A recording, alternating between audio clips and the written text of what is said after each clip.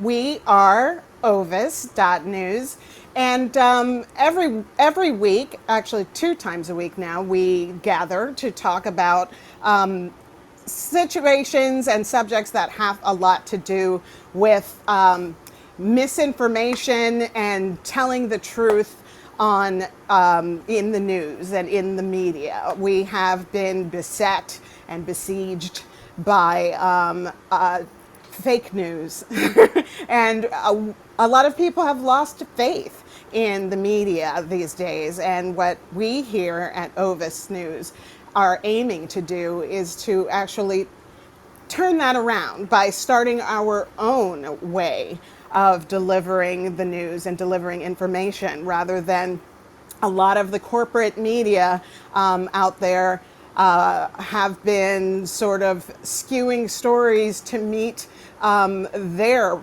bottom lines, and instead of actually addressing what the real stories are. And who's hurt by that? The public is hurt by that, and sometimes the people who are actually featured in these stories are not represented accurately. And that's what we're talking about tonight. We're talking about misinformation in the news and what kind of repercussions and the effect that it has on the people who have to deal with it. So we're going to start right now. Right now, we have our one of our best guests. He is a regular on our show because he is an integral part of our team. His name is Karam Anal. Karam, hello. Hello, hello. Karam is our chief fact checker here at Ovis, and fact checking is our main one of the main things that we do, which separates us from other news organizations, because instead of just putting the information out there and then attributing it to one source who may be wrong, what we do at Ovis is make sure it's right, because we have people like Karen who are out there trying to find out the information before it ever hits our website or gets out there to the people, so that a lot of news organizations these days, what they have to do is make a lot of corrections and backtrack a lot of things that they have put out there because it's not accurate. And so at Ovis, we won't be doing that because of Karam and other fact checkers that we're bringing on board. Karam, how are you? I'm doing good. How are you doing? Doing very well. Now, the subject matter that we're talking about, I find very interesting. As a former reporter, I know that, I mean, I've done millions, I'd say, of stories, and a lot of them negative. The news, unfortunately, tends to be negative, and there are actual people involved in this. There are people who are affected and impacted by these stories, and sometimes the information isn't always right.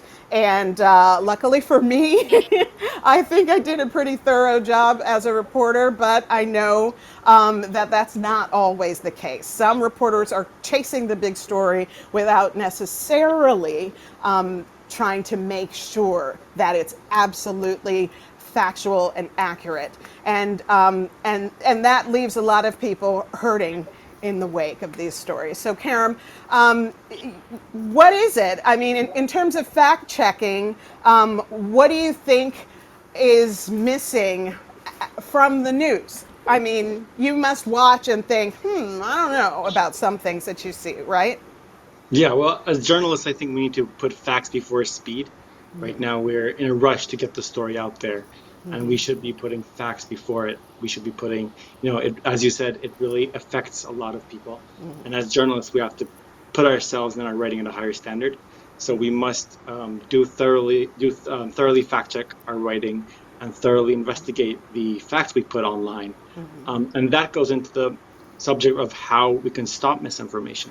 And for journalists, what we can do is increase trust.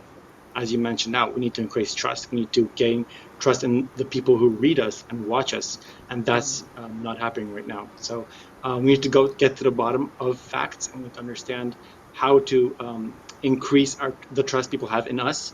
And by doing that, we will slowly and hopefully um, get less misinformation out there. Exactly. What journalists need to do right now is to make sure that the information is accurate before it's ever put out there. Because, as you know, once the information is out there, if it's not correct, that can be out in the ether forever, right? Yeah, it's a very hard thing to take that down.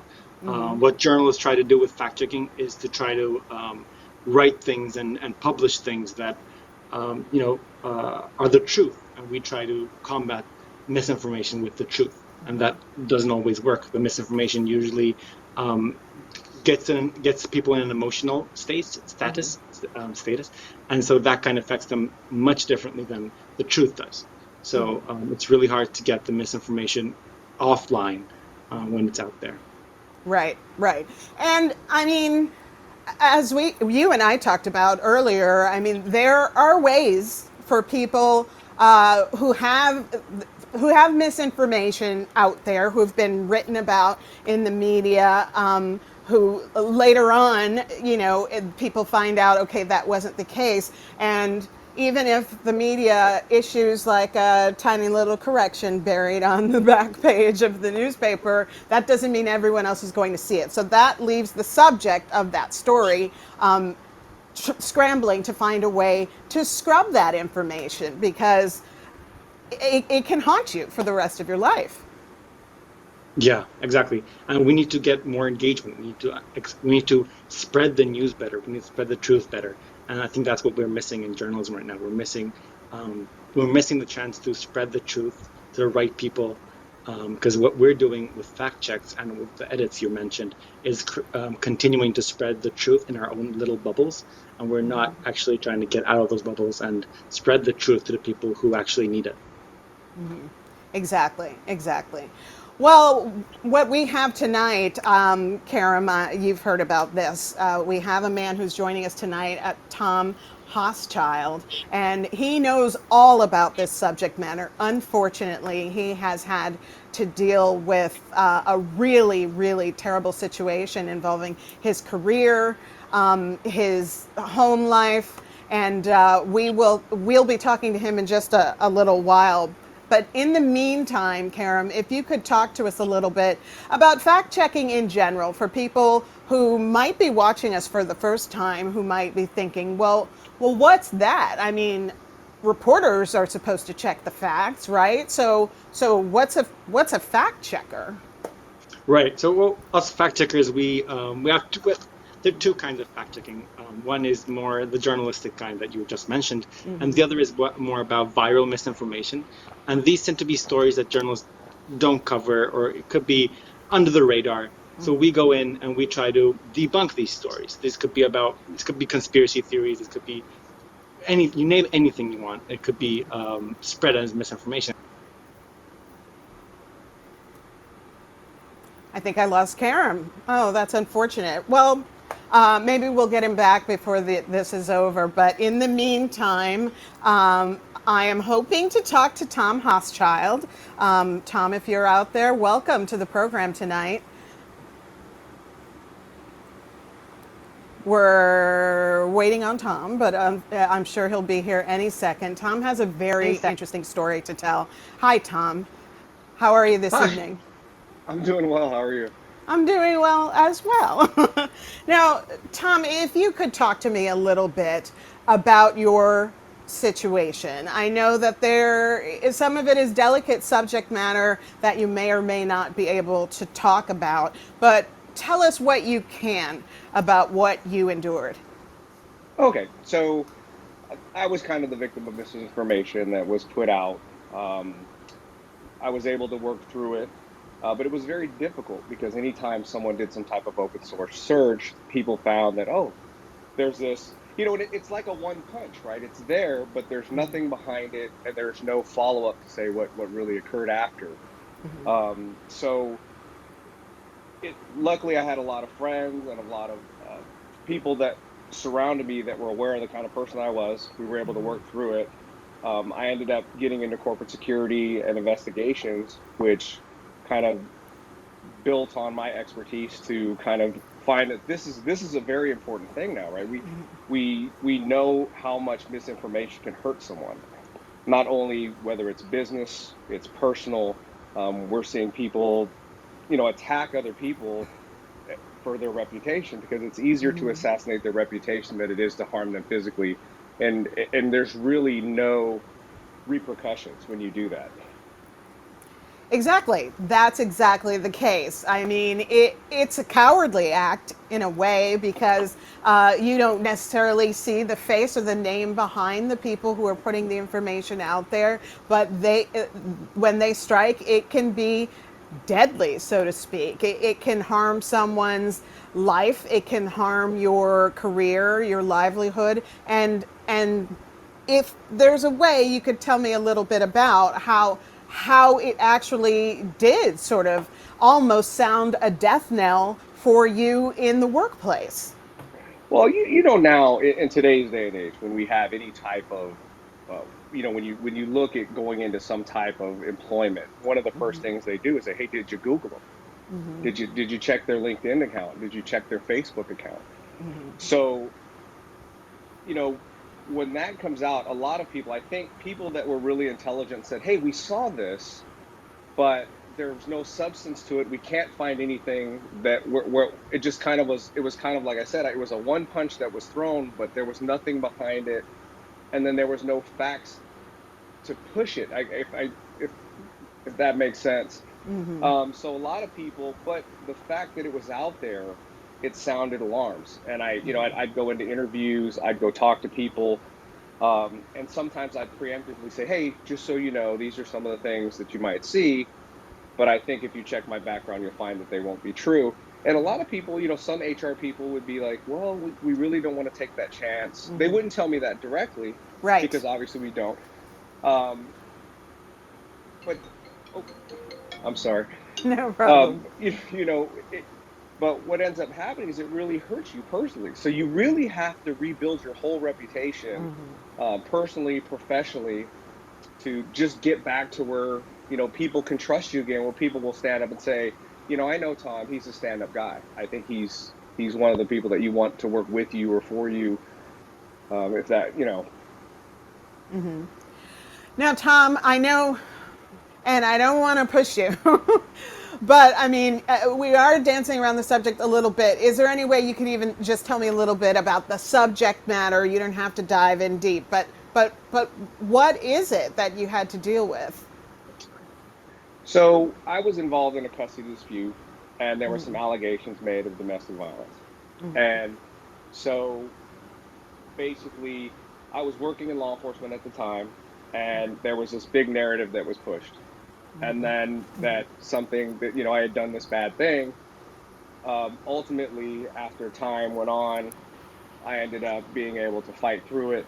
I think the courts did a good job of making the right decisions. I ended up getting full custody of my son back. Um, but it's that type of misinformation that really hurts people. There was So as part of that, I ended up in a lawsuit where there was an agreement that was reached. So there's a non-disclosure agreement, and that's another thing that you have to deal with is, even though you've kind of fought to get back on your feet, when you get the non-disclosure or there's a deal made, you're not able to stand up and go, "See, this is bad. This was misinformation." It's a tactic that people use to say, if worse comes to worse and we lose, we'll just have a non-disclosure and there's no repercussions. So Right. and that's basically where, it was the allegation and it went through. It is, with a law enforcement background, and the status of law enforcement, it's a really, it's almost a nail in your coffin for a law enforcement officer, especially in these times. The great part about it is I was doing a lot of community outreach. I was working in an anti-violence program. We were really progressive in what we were doing. And I had a lot of people that were like, "Hey, I know him. I don't believe this story. I don't, I don't think that's true." And I really had a lot of people that came to my support. And so I was very lucky that I had the relationships that I had. I had the people and the support around me that were able to come to my aid. So Not it was a everyone has challenging that. time for a while. No, not at all, not at all. And I was very lucky. That came from even newsroom people that called me, because I had relationships with people working in the media, that called me and they said, "Hey, we're really sorry. we're really sorry that this happened. And so I'm kind of dancing around a little bit, but that's kind of the way it took place. But it was a really big challenge for a few years. Even dating, someone dates you and they're like, they Google that and you're like, oh, this guy's a terrible person. So it takes a while to rebuild your reputation and kind of get back to where you are and who you are as a person, and then where people are like, I believe, I believe you, I understand.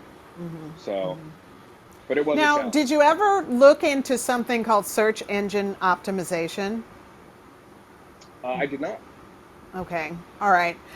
Because I'm somewhat familiar with it. It's basically when there's material on the internet that you'd like to get scrubbed from there. I mean, as we've just talked about, there are things that are not only printed in the newspaper, but that just a regular person could post that makes someone look bad and is not necessarily accurate, but is still there. As soon as you Google someone's name, it pops right up, and it's a stain on that person's reputation. So that I know that there are tech companies out there who you can pay to try to scrub that information from the internet. But the truth is, a lot of corporations use it. The average person can't necessarily shell out $10,000 to be able to make the search engine, basically, like if I put up your name, Tom Hoschild,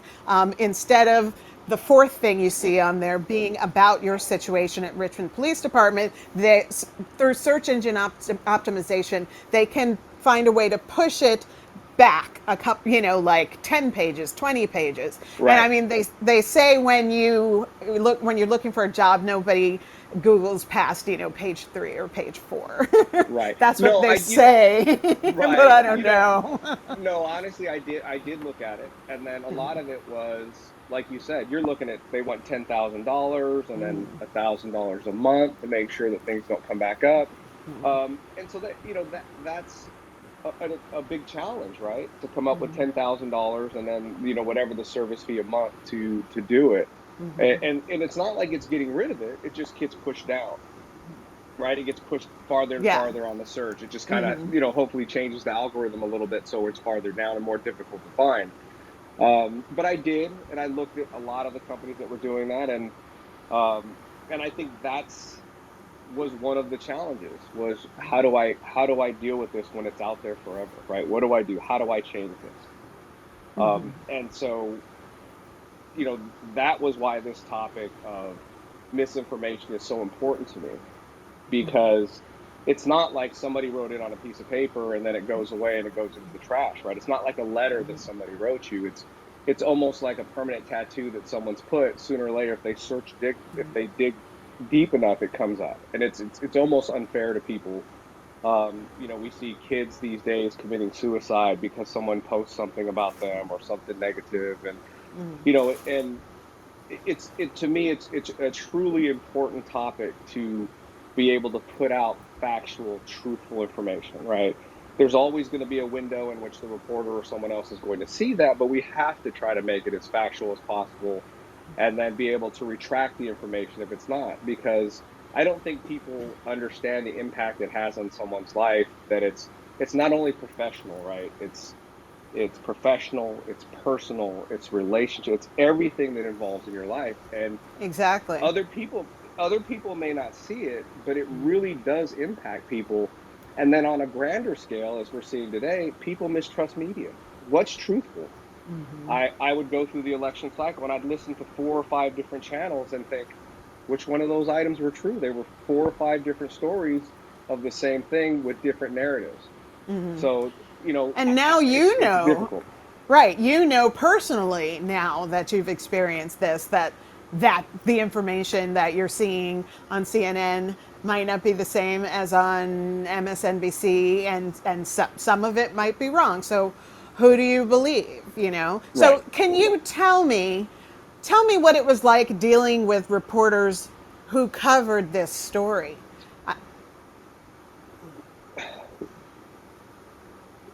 I didn't have a lot of contact with the reporters that were covering it. They did call me They contacted my attorney, but we felt it was best to let the process take its toll, let it go through the courts, and we didn't want to get into a media fight, right? Because we knew that that we weren't going to have the same punch as other people. We weren't sure that the narrative was going to be driven the way we saw it, at least. So it was a challenge to deal with people because we saw so many things that came out that were incorrect or untruthful. I remember going with my attorney and said, "Hey, these news people are here for me." And he looks at me and he says, "I hate to tell you this, but you're not that damn important. Nobody's going to cover this for you." And ironically, he ends up saying, "Well, what happened? What are you not telling me?" And I said, "I've told you everything." And he says, "Why are all these people here?" And I said, "I don't know." Well, And I mean, partially because it had to do with, I mean, with the police force, of course. Reporters always zoom in when it has to right, do with law enforcement, and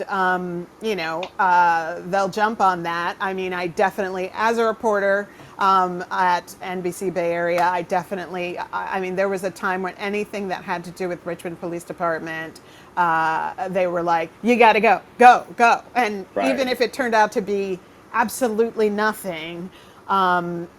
Richmond for a while was making headlines, so you always had to follow up on that. And unfortunately, right, that probably hurt you because reporters heard police, Richmond, and it didn't necessarily have to be true. They were going to go check it out, and because I mean, it when you go to court and things like that, papers are filed. That's not a guilty verdict. Those are just legal documents, but they are accessible. So right. Well, stories can be, yeah, stories can end up, on the air or online about it, and in the end, it turned out to be nothing. But reporters can just walk. It's public information. You can just walk in to the courthouse and walk out with it. These are just allegations. right, right, absolutely. And that was what hurt. And even and I would agree with you on some of that if we weren't told differently from one of the reporters that was there that said somebody said they should go down and cover this from the department and from the city. So there was a little bit different of an angle. And so, but yeah, you're absolutely correct, and it depends on how the media cycle is going, right? What's the most popular thing? What do you think are going to get the ratings? Right. But And if it's I a think slow news day, right, if they right, feel like, oh, nothing else is going on, go check this thing out. I've done absolutely, that a million absolutely, times. right, right, and luckily for me, like I said, I had the support. We were able to kind of fight the allegations. We were able to, you know, at least not be able to fully clear everything from the media and the reputation wise because it's still stuff out there. But it's been a slow process to get back there. It's been somewhat of a challenge, and I hope that other people don't have to go through this. Um, and that's kind of one of the reasons I'm here is even when you are able to vindicate yourself, you're not always able to stand on a podium because no one's going to come cover. Hey, look, all that stuff we said ended up being nothing, right? I mean, that's the big Right. Who challenge. wants So to do that, really? Because then they're right, kind of admitting that they were wrong as well. And who wants right, to step up and do that? right, So, right. so if you could tell me now, the kind of work you're doing now, it definitely has is an interesting transition involving what you went through. I mean, what you went through definitely informs the kind of work that you do now, and the feelings you have about the kind of work you're doing now. Right, right. So what I do now is I work in corporate security and investigations, and our my primary focus is on executives and obviously company wide. And when people always think executive protection, they think, oh, bodyguard, you're the guy that stands there and protects everyone. And nowadays it's a 360-degree protection, right? Now we talk about one of the biggest things is you no longer have to attack somebody physically. You can attack them online, whether it's their credibility. Um, so what I've done is we've kind of built a program about being able to look out for these things. We use open source searches, looking for media. We look for people. Um, as we know, that a lot of people that have been involved in crime sprees and violence, they've posted something on social media or posted some type of their doctrine, right? So what we do is we look for those things, we try to head them off, we try to identify this if it's going to be an issue, or we send it off to the legal team if it's legally incorrect, then there's some other things that legal can do. But we're really on the tip of the spear of trying to identify those threats to not only protect the executives but the company and the brand itself. So, and a lot of that expertise came from being kind of a victim of misinformation and then needing to fight my way through it. Like you said, using different companies of do we use this company or do we pay them this amount to change the algorithms to kind of push this negative stuff down? Do we fight it in court? How do we identify it? Once we've identified it, what do we do with it? Right. And that's the challenge. And that's why, every company has a large PR firm, every person has a PR firm. We try to keep a good relation, with media because we want, if something happens, we want to drive the narrative, right? We don't want the negativity to drive the media. We want it to be factual. We want people to know that everything's on the up and up. Well, I mean, that's what we want here at Ovis as well. I mean, you've heard about what we're trying to do here. Basically, find a forum where people can count on the fact that what they're reading, what they're seeing, is the truth. And I mean, that must appeal to you based on what you went through, correct? Oh, absolutely, absolutely. And sometimes the facts aren't always, roses and sunshine. Sometimes they are. They may portray someone in a manner, but I think having true reporting, being factual, letting people know, let them make the decision, right? Put the facts out there, let people make the decision. Is very important because I get frustrated when I'm trying to scan the news and see what's going on. Is I just want to know what's going on to see what's going to be best for my clients, for myself, and for the news. And I shouldn't have to dig so hard for the truth when it comes to media. I think you know what I'm talking about, and Absolutely. and I do. I try to be. I try to be open-minded. I'm going through all the channels. I try to be open-minded and listen to a variety of sources. Um, but it's hugely important because I see the impact that it's had on me, but more so people that have taken their own life, people that have lost everything, family, it's broken things up. I mean, the impact is, I think we probably won't know the true impact of this for another 20 years. And this is one of the reasons I volunteered to come on the program is that with Ovis, this can help put a slowdown and change media from going to, instead of reality TV and cancel culture, to, hey, let's just share the facts. The facts are interesting enough, and let people are intelligent. If they want to know more, let them find more. Let them see the facts in the news, not hear a quick blurb about something, make a quick judgment on it, and then assume that to be fact.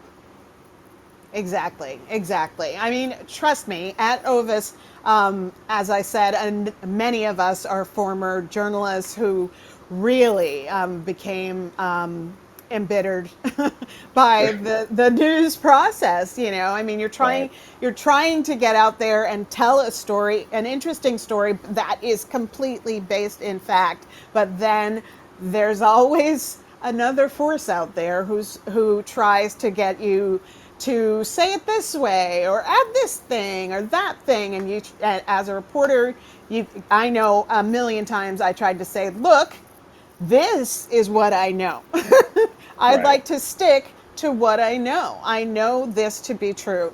Adding this extra stuff might sound great, at the beginning of the show for the anchor to say, tonight we're blah, blah, blah. That sounds Right. great. That doesn't mean it's true. And I will not, in the end, the managers and the news directors and the editors aren't the ones whose faces are on the television every night. So when you're forced to say things that you don't feel comfortable with, the people who are hurt by that remember this face. They don't necessarily say, oh, NBC did this thing to me and the news director's name is this. They say, that reporter Tracy Grant is the worst because she did this and said this. So that is what brought a lot of us to Ovis. We want to turn this around so that the term fake news may never go away, but we want to make sure it's never applied to us and that there is a haven or a refuge for people who are just looking for the facts. And in your case, I believe it really would have helped. I mean, yes, people probably would have reported on your situation, but at Ovis, we would have made sure to get all sides of it so that the information is presented, all of it, and the person reading it can say, okay, instead of going, oh. So, yeah, I mean, do you think that could have helped you if there were more avenues like that at the time this was happening to you? Absolutely, absolutely. And like I said, when this was going on, I actually had people from the media call me and say, "Hey, I'm really sorry. I don't know why they're doing this to you." Um, there was a couple times there were some things put out, and they actually pleaded with the director to have things pulled. Say, "Hey, look, let's be factual. Let's keep it, and let's see what happens. And if this ends up being truthful, then we'll go ahead and go with it." So I was really lucky to have that relationship with the media because I had been working anti-violence and some of the other things I've done. But I really do. I really do. And again, I don't have a problem if I make a mistake, which I regularly do, is if that gets put out there. But let's be honest about what everything that occurs. Let's be honest and be factual and let people um, make the decision on what the news is because it really hurts us. I think as a community, I think it impacts us as a local community, as a larger community, and even as a nation. I think we're seeing that with the electoral processes, is that who can we trust, right? What is factual? It's like, you know, that's the biggest challenge for everyone. And I try to give everybody an open mind, and I can only fact check so much on my own with extra time. And luckily, because of what I do, I've kind of built somewhat of an expertise in being able to track down information and finding out what's factual. But I think Ovis is going to play a very important part. I think it's a great when I was first asked to do the interview. I think I really didn't want to because I was like, it was kind of like opening new wounds about trying to bring something out that you kind of did a really good job about moving past. But I really think it's important to help other people and businesses and anyone that can be affected by misinformation. That doesn't have, like you said, the amount of $10,000 when something's bad said, or the attorney to fight back to pay the legal fees. So having factual news is very important. Well, thank you so much, Tom. It has been a pleasure to speak to you tonight. I'm so glad that you were able to turn this into a positive, and hopefully there are people out there watching tonight who can look at this, if they've been through something like this, can look at it and say, Tom did it. There's a light at the end of the tunnel,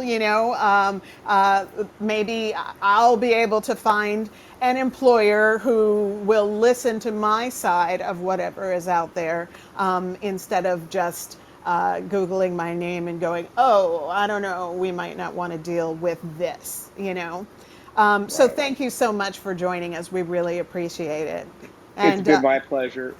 I'm sorry, it's been my pleasure. And like I said, if I can help one person get through a challenge that they're going through misinformation, or help one person dig a little bit deeper into facts, I think that means everything to me because I know how lucky I was to have the support and the people around me to help me, overcome that challenge. So I really appreciate your time. absolutely. Well, thank you so much. And everyone who's out there watching tonight, thank you so much for joining us for ZapChat tonight. Ovis.news. Check us out online. We are doing some amazing stories. And as time goes by, you'll be seeing some really interesting stuff from us. So thank you very much. Take care.